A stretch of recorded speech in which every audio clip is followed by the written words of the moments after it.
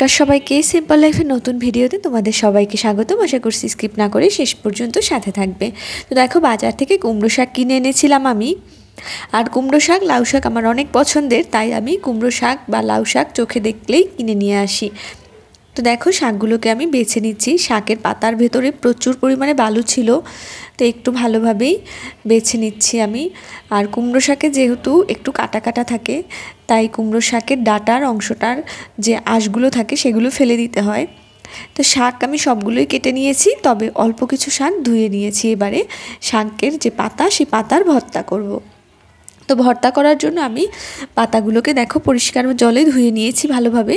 কিছু সময় একটু ভিজিয়ে রেখেছিলাম, কারণ পাতায় প্রচুর বালি ছিল। তো এবারে কয়েক কোয়া রসুন নিয়েছি 4-5টার মতো শুকনো লঙ্কা। তো কড়াইতে তেল গরম হওয়ার পরে এর মধ্যে আমি দিয়ে দিলাম শুকনো লঙ্কা, কালো জিরে ফোড়ন আর রসুনগুলো। তো এগুলো একটু ভাজা ভাজা হয়ে আসলে এর মধ্যে আমি কিন্তু পাতাগুলো দিয়ে দেব। পাতাগুলো আমি কুচিয়ে নিয়েছি ভালোভাবে, ধুয়েও নিয়েছি বললাম তোমাদেরকে। আর আরও কিছুটা শাক হয়েছে, সেই শাকগুলো আমি রেখে দিয়েছি পরদিনের জন্য। তো কুমড়ো পাতার ভর্তা, লাউ পাতার ভর্তা বা শাক আমার ভীষণ পছন্দের। তো দেখো, একটুখানি লবণও দিয়ে দিয়েছি। তো ঢাকা দিয়ে দেব। এবার একটুখানি জলও বের হবে এর মধ্যে থেকে।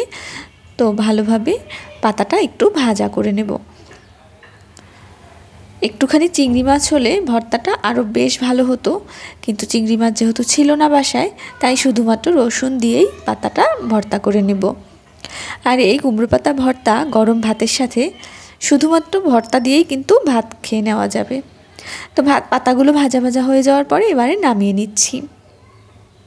একটু ঠান্ডা হওয়ার পরে তারপরে শিলনোড়াতে বেটে নিতে পারো, আমি মিক্সার গ্রাইন্ডারে করে নিব। দেখো, আর একটু মনে হলো যে লবণ দরকার, তাই আমি আরেকটু লবণ দিয়ে দিয়েছি। 1 চিমটি মতো চিনিও দিয়ে দিয়েছি এর মধ্যে। তো ঠান্ডা হওয়ার পরে গ্রাইন্ড করে নিয়েছি। তো দেখো, ভর্তা আমার একদম কমপ্লিট। তো এবারে গরম গরম ভাত দিয়ে খাওয়ার পালা।